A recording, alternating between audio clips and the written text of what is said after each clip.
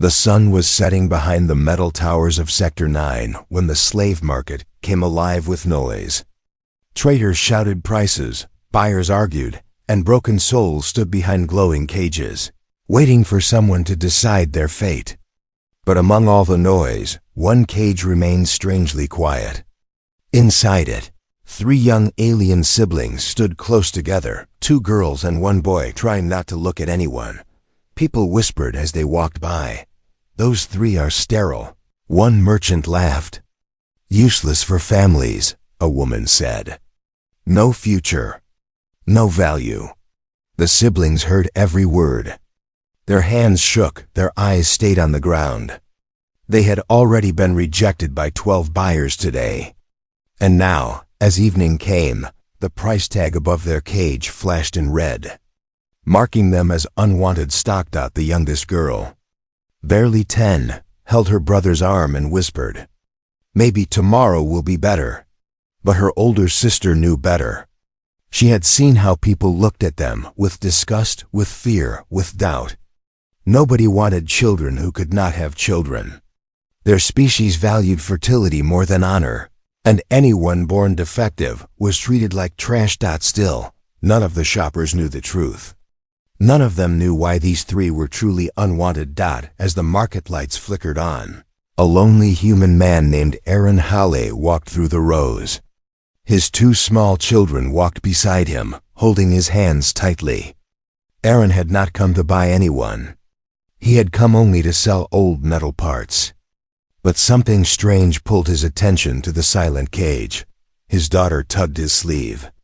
"Daddy, look. They look sad." Aaron turned. The 3 alien siblings looked up at that moment, just for a second. Their eyes were tired, scared, but also filled with something else, something Aaron could not explain. His son whispered, "Can we help them?" Before Aaron could answer, a nearby merchant laughed loudly. "You want them? They're sterile. Worth nothing. Even their own people don't want them." Aaron didn't care about that. He cared about the way the siblings stepped back nervously when someone walked by. He cared about the fear in their eyes, a fear he had once seen in his own children after their mother died. He walked closer to the cage.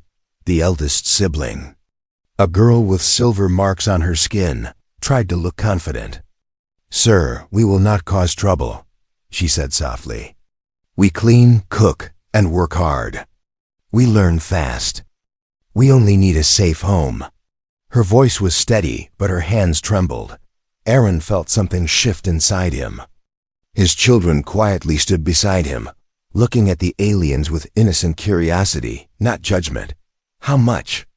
he asked. The merchant's eyebrows jumped. "You're serious?" Aaron nodded. Double quotes well for all 3. "Cheap. No one wants sterile ones. Take them for a low price before I lose money." As they discussed the amount, whispers spread across the market. Why would a human want sterile aliens? He must be desperate.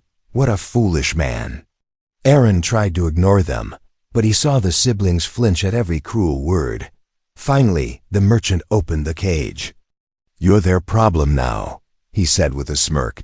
The siblings stepped out slowly, almost afraid to breathe. Aaron's daughter smiled and held the youngest girl's hand. The alien girl looked shocked. Nobody had willingly touched her in years. Aaron spoke gently. "You're safe now. Come, let's go home." But before they could leave, an old alien man called out from a corner stall, "Human!" "Wait." Aaron turned. The man walked closer, leaning on a metal staff. His voice was low, almost trembling. "You bought those 3? "Yes. You think they are only sterile?" "That's what the merchant said." The old man shook his head. His eyes were full of warning. "They are not just sterile. They are something much more dangerous." The siblings froze. Their faces went pale. Aaron noticed it instantly. The old man continued, "Their blood carries a secret their own people fear, a secret worth killing for." Aaron stepped protectively in front of his children. "What do you mean?" "I cannot say more here," the old man whispered. "But take them far from this place. If the officials find out they are with you, your peaceful life will end. Aaron felt a chill run down his spine. The market suddenly felt colder, heavier, as if unseen eyes were already watching them. The eldest sibling lowered her head. "We are sorry, sir. We never wish to bring danger to anyone." Aaron studied their faces, three scared children just trying to survive. His heart refused to step back. His children stood beside him, unafraid. He took a deep breath. Danger or not, "You're coming home with me." The siblings looked shocked. Nobody had ever chosen them before. Nobody had protected them. As Aaron led them out of the marketplace, the old man called after him, "Protect them well, human, because soon someone will come looking." Aaron did not answer, but deep inside, he felt the first spark of fear, and something else too. A feeling that this decision would change all of their lives forever. The road home was quiet, but inside Aaron Hale's mind, a storm was rising. He kept glancing at the three alien siblings walking behind him. They stayed close together, moving silently, almost like shadows afraid of daylight. His two human children, Mila and Joran, walked beside them with innocent excitement. Mila kept looking back at the youngest alien girl and smiling as if she had found a new friend. Joran tried to ask questions, but the siblings only nodded shyly, unsure how to speak freely. Aaron wondered if he had made a mistake. Not because they were sterile, that meant nothing to him, but because of the warning the old man gave him. They are not only sterile, they are dangerous. What danger? What secret? Aaron didn't know, but something inside him had pushed him to choose them.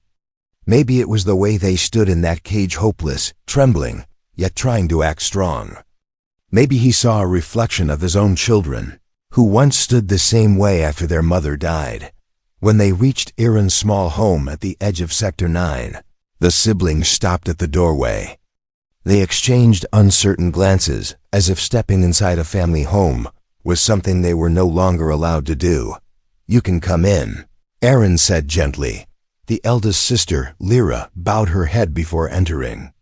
Her younger brother, Turin, followed slowly, looking around with wide eyes. The youngest girl, Nira, hesitated, until Mila held her hand again and pulled her inside with a cheerful smile. Aaron noted how the alien girl did not pull her hand away this time. Inside, the warm lights and simple furniture made the house feel safe. Too safe, maybe, because the siblings' eyes filled with disbelief. "This is for us?" Turin murmured. "For all of you," Aaron said. "You're part of this home now."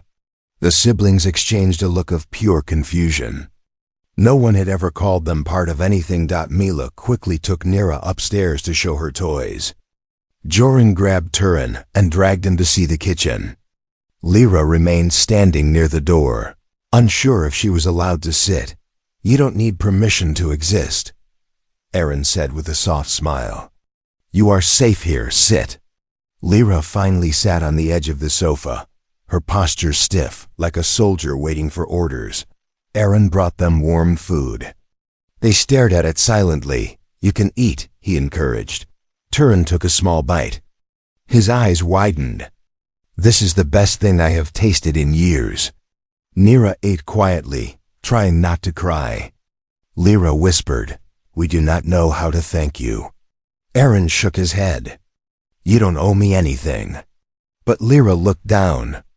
"We do, because danger follows us. We did not want your children to be touched by it." Aaron leaned forward. "Tell me what danger you are talking about." The three siblings exchanged a silent conversation through their eyes, a fear, a secret, a choice between trust and survival. Finally, Lyra spoke quietly. "We were not born sterile. We were made sterile." Aaron's heart tightened. "Our people fear us," she continued. "They fear what we carry inside." "What do you carry?" he asked. "We do not fully understand. We only know that we must never return to the ones who created us." Aaron felt the weight of her words, but before he could ask more, A strange buzzing sound came from outside. Turin jumped to his feet instantly. They found us! Aaron rushed to the window. A small metallic drone floated outside, its red lens scanning the house. It hovered for a few seconds, then darted away into the night. Lyra's voice trembled. That drone belongs to them. Our creators. They track us. They always track us. Aaron closed the curtains. He didn't shout, didn't panic. Instead, he checked the locks on every door and window. His heart raced, but he kept his voice steady. You're safe here. We will deal with whatever comes. Lyra looked at him, stunned. You should not protect us. You should distance yourself. Aaron shook his head. I lost my wife. I will not lose more family. The siblings froze. Family? Nira whispered from the stairs that Milla held her hand tightly. Yes, family. Lyra's eyes filled with tears she had been holding back for years.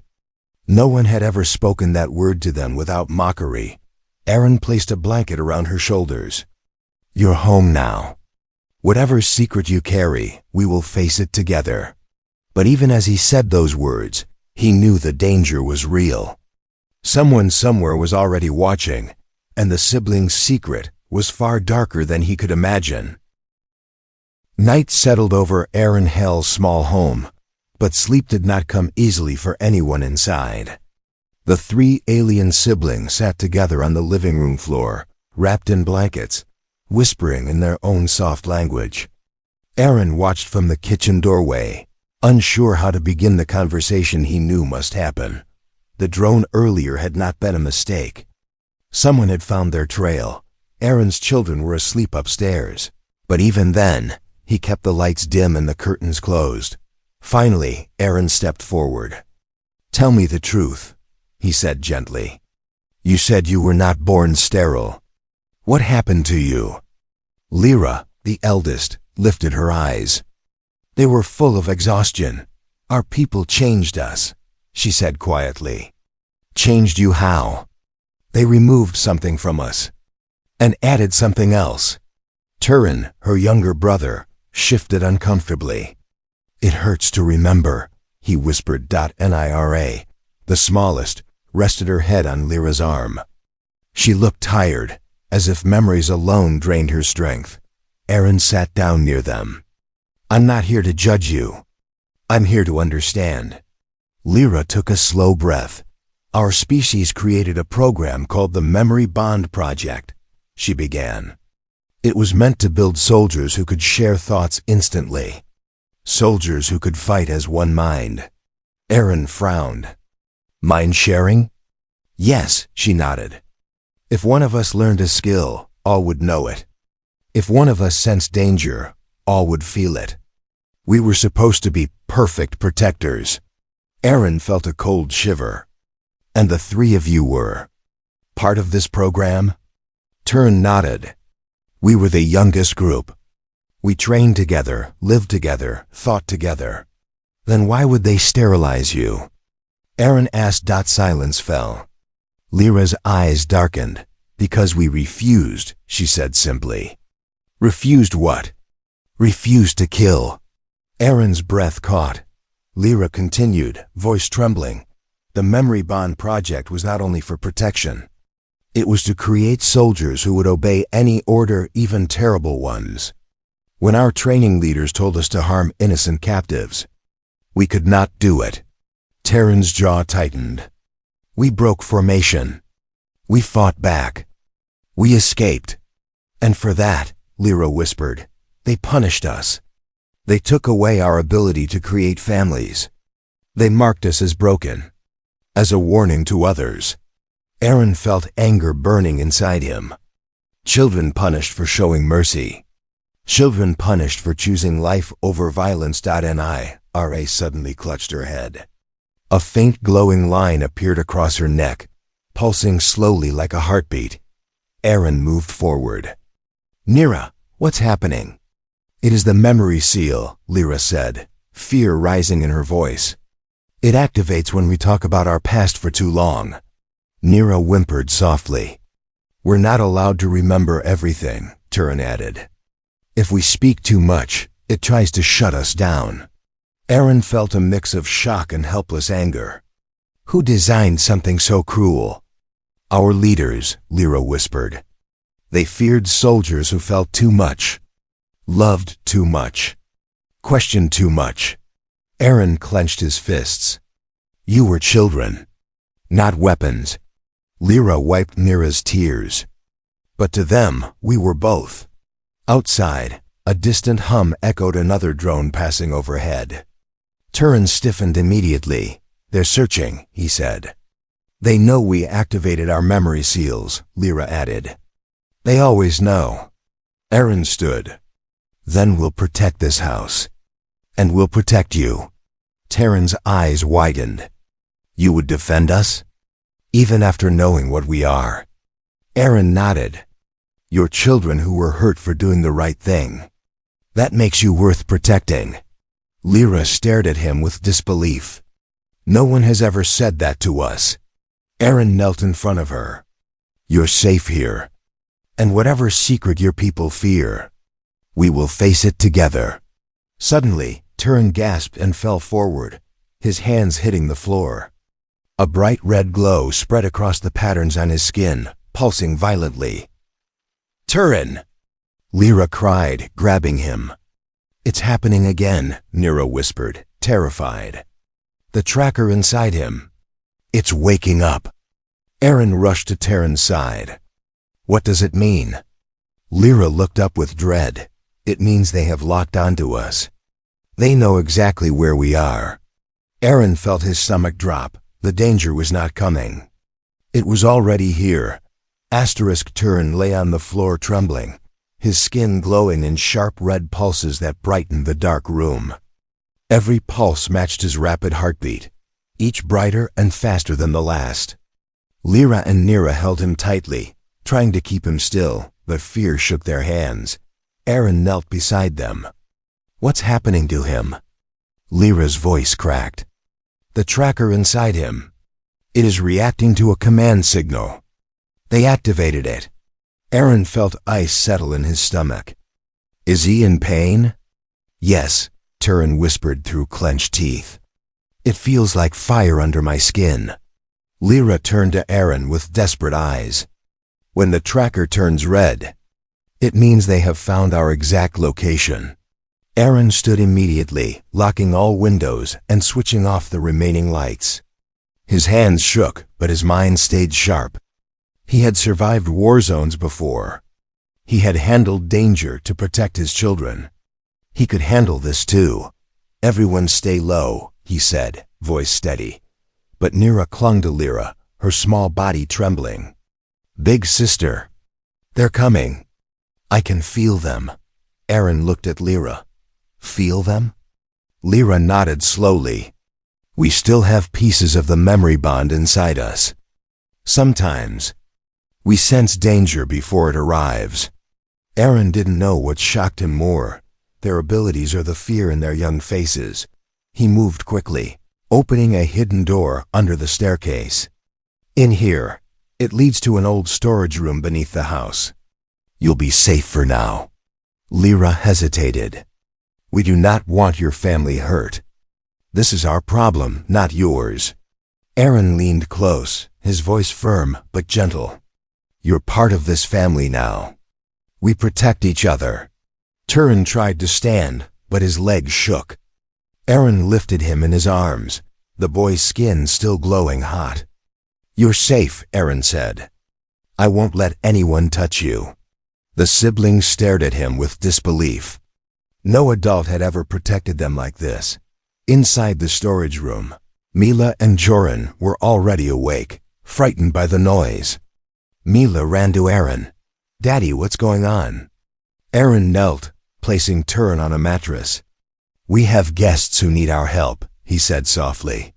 You two must stay here and keep them calm. Joran puffed out his chest. We'll protect them too. Even in fear, Aaron smiled. His children were braver than many soldiers he had once served beside. Above them, a loud metallic boom shook the house. Lyra's eyes widened. They're here. Aaron climbed back up and closed the hatch behind him. He locked it carefully, hiding its edges under a rug. Then he grabbed a metal bar from the hallway. He wasn't planning to fight soldiers, but he would protect his family. Another boom hit the front gate, followed by distorted voices through a loudspeaker. Open the door. You are harboring illegal experimental subjects. Surrender them now, and no harm will come to the humans inside. Aaron whispered angrily under his breath. Liars. He stood by the door, breath steady, heart burning. He called out, I don't know who you're talking about. A harsh laugh came from outside. You bought them from the market. We have records. Open the door. Aaron stayed silent. That silence was his answer. A sharp hiss followed, cutting torches igniting. Melting through the outer lock. In the underground room, Lyra held her siblings close. This is our fault, she whispered. We should have left when we had the chance. Nira shook her head. No, he chose us. And his children. They want us here.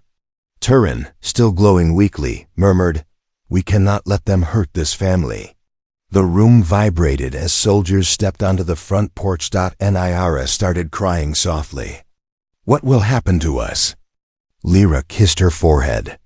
No matter what happens, we stay together, always. Upstairs, Aaron pressed his back against the door as the metal tore away piece by piece. The cutting torch screeched. Heat pushed through the wood. Aaron whispered one last promise to the hidden room below. I will not let them take you. The final piece of the lock melted. The door cracked inward. A cold metallic voice spoke from outside. Step away. Human, your protection ends now. Aaron tightened his grip on the metal bar. They might break through, but he would break first before letting them near his children, or the 3 siblings who had already become part of his heart. The front door exploded inward with a blast of heated air and shattered wood. Aaron stumbled back, raising his metal bar as armored soldiers stepped into his home. Their white helmets reflected the dim lights, and every step they took sounded like a hammer hitting stone. Human, the lead soldier said, his voice filtered and cold. Stand down. The subjects belong to us. Aaron didn't move. This is my home. No one belongs to you. Behind the soldier's visor, something flashed annoyance or surprise. Aaron couldn't tell. You do not understand what they are, the soldier replied. No, Aaron said, grip tightening. I don't think you understand what they are. The soldier raised his hand. Take him. Before they could step farther, the house trembled. Not from the soldiers. From under the floor. Down in the hidden room, something was changing. The glowing marks on Terran's skin had stopped burning red. They were now turning a strange, deep blue. Every symbol across his arms and neck shimmered like starlight. The air hummed around him. Lyra stepped back, eyes widening. No, the bond is reactivating. Nira gripped Lyra's sleeve. Big sister, what does it mean? Is Turin okay? Lyra swallowed hard, her heart racing. It means the memory bond is waking up. All of it. Everything they forced inside us. Turin took a shaky breath. The glow spread from him to Lyra, then to Nira. Their markings matched, one light feeding another. Forming a single pattern across all 3 of them. They weren't just siblings anymore. They were becoming a single force. Above them, the floor vibrated again. Soldiers paused mid-step. What was that? One whispered. Aaron didn't answer. He felt something warm, strong spreading through the air. A vibration that filled his bones. In the hidden room, Turin rose to his feet for the first time since collapsing. His eyes were glowing blue. Lyra, he whispered. It's time. Lyra nodded. We cannot hide anymore. Nira took their hands, small but steady. We protect family. The moment their fingers touched, a burst of soft blue light filled the storage room. Dust lifted from the floor, floating like stars.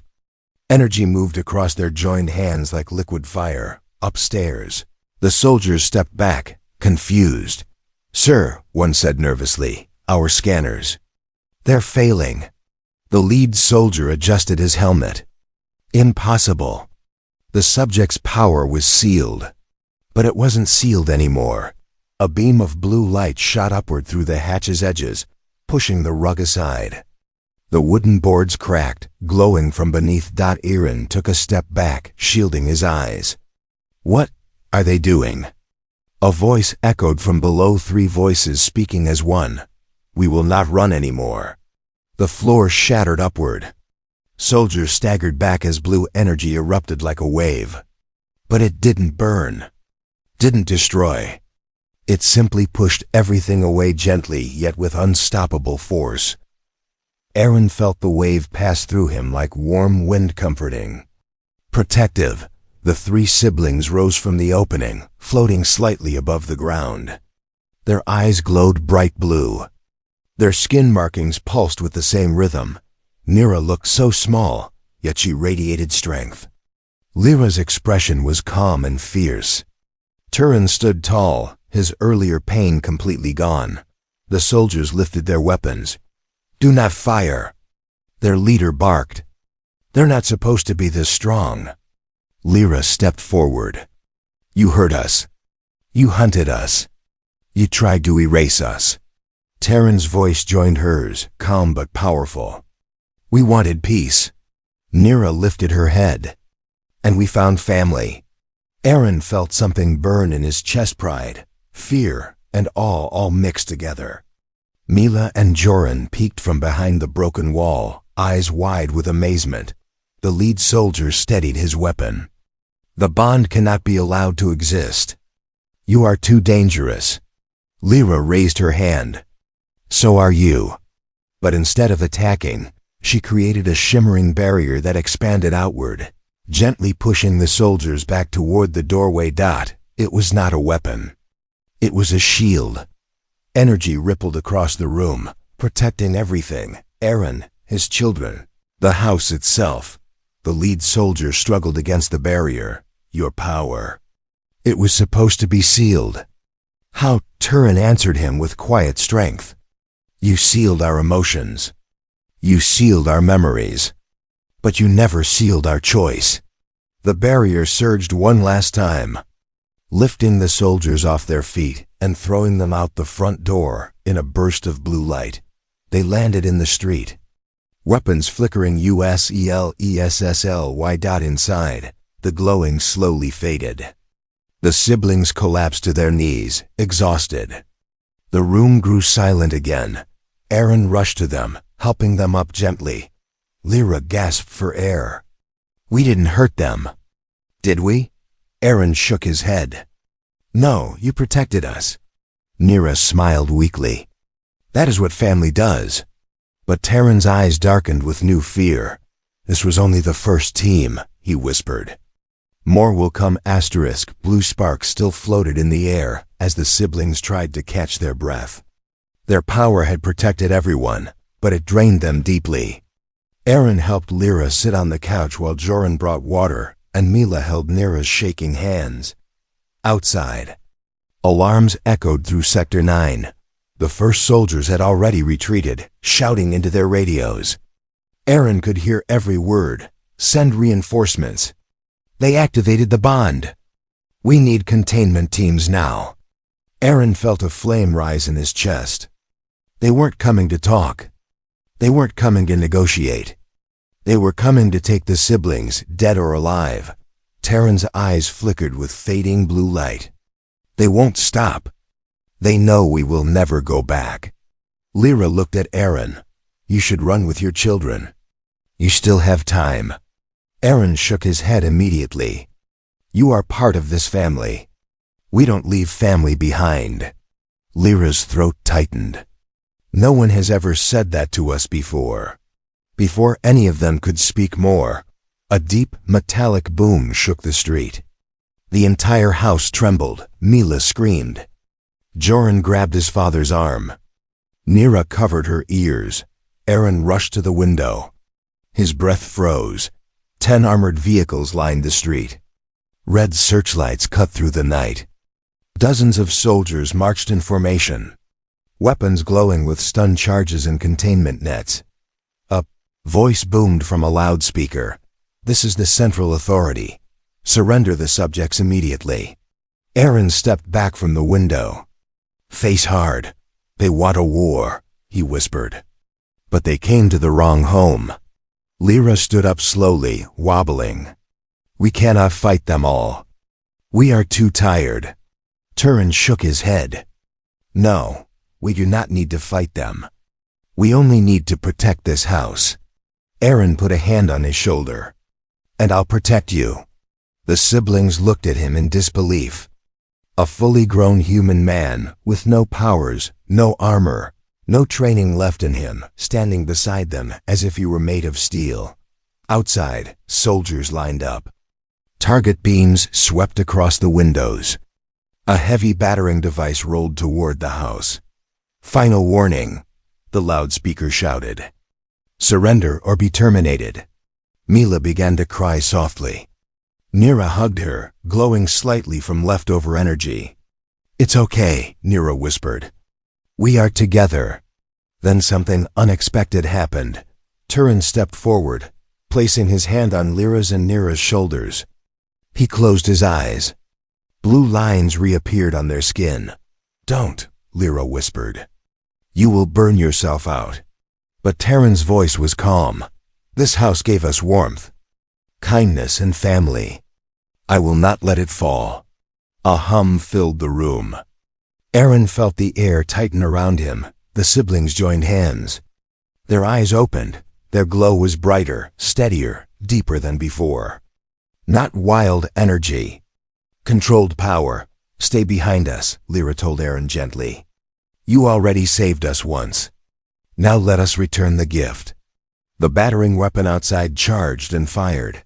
A massive shockwave crashed into the house. But instead of breaking, the walls shimmered, then a transparent blue barrier wrapped around the entire building. The shockwave spread across the shield. Like ripples on water. The soldiers gasped. "Impossible. The shield is stable. No memory bond has ever reached this level." Inside the barrier, the siblings stood glowing like stars. Aaron felt tears sting his eyes. He had never seen anything so powerful, and yet so gentle. The soldiers began firing stun beams. Energy bolts struck the house again and again. But each one dissolved harmlessly against the siblings' barrier. Nira's voice was soft but steady. "Big sister, we can hold them, right?" Lyra squeezed her hand. "Yes, as long as we stay together." Outside, an officer shouted, "Bring the breacher." A massive machine rolled forward. Its core pulsed with destructive energy. Aaron's heart nearly stopped. "That thing, it can break anything." Lyra's face paled. "It can break us." Turin stepped forward, his glow brightening again. "Then we don't let it touch us."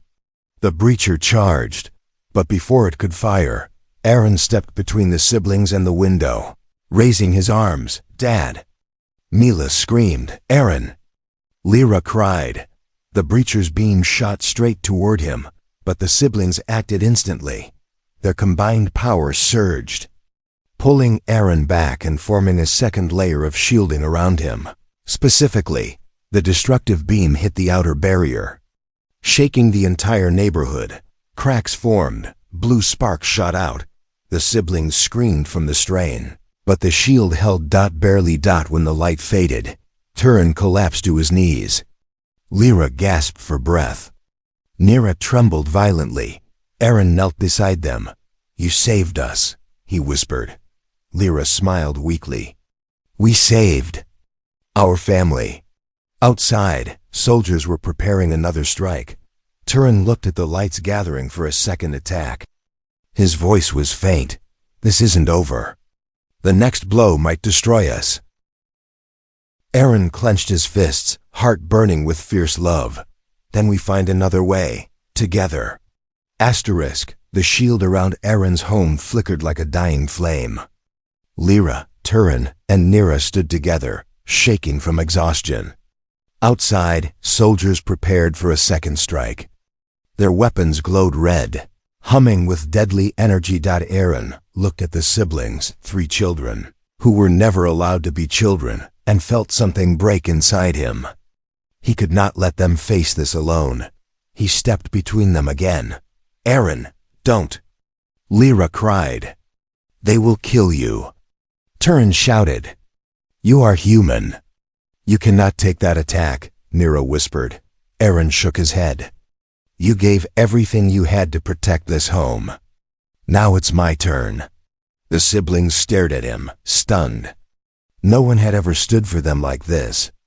No one had ever chosen them over fear. Outside, the loudspeaker boomed again. "Final strike in 10 seconds. Anyone defending the subjects will be eliminated." Soldiers aimed. The street glowed red. Mila and Joran rushed to their father, hugging his legs.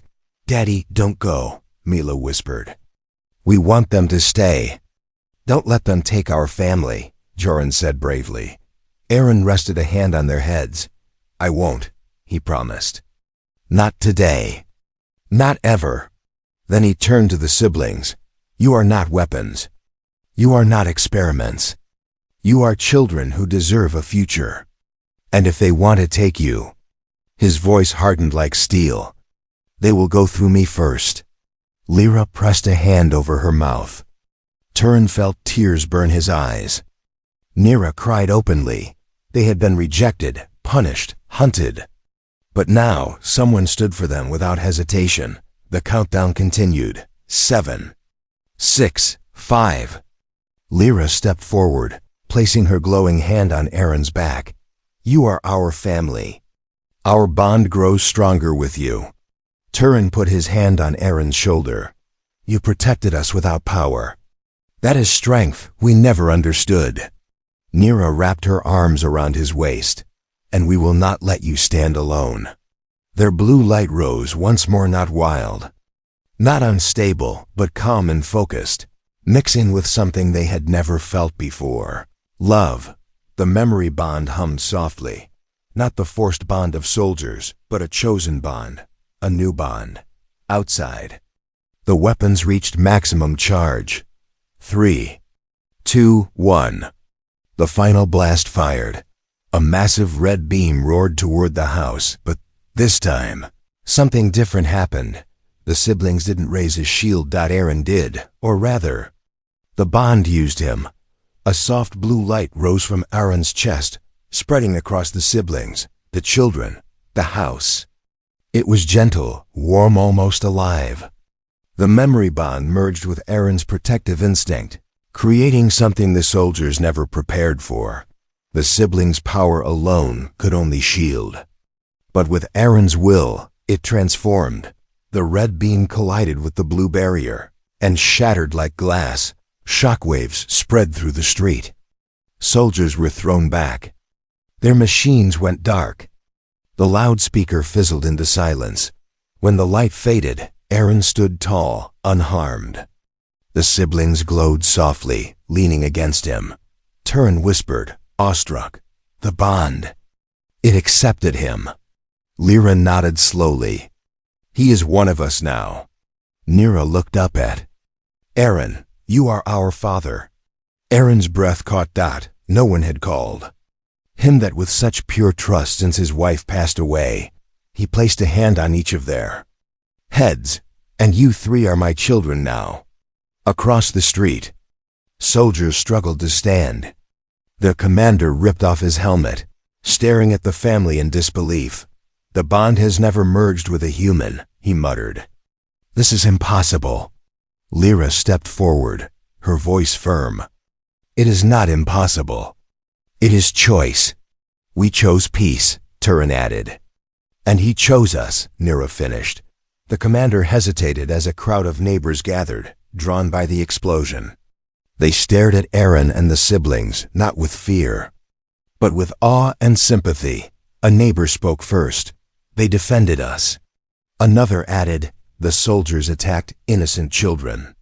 And someone shouted, "They should stay. Leave them alone." Voices rose, spreading through the street. Support, unity, human and alien together, outnumbered. Exposed and losing public approval fast, the commander lowered his weapon. "This is not over," he warned. But he gave the order to retreat. The soldiers left slowly, defeated by something no weapon could counter, a family that refused to break. Aaron turned to the siblings. "Let's go inside," he said softly. "You're safe now." Lyra smiled for the first time without fear. Turin relaxed his shoulders. Nira hugged Mila and Joran tightly. Inside that small home, something beautiful began, something stronger than war, stronger than fear, stronger than the memory bond itself, a family, a real one.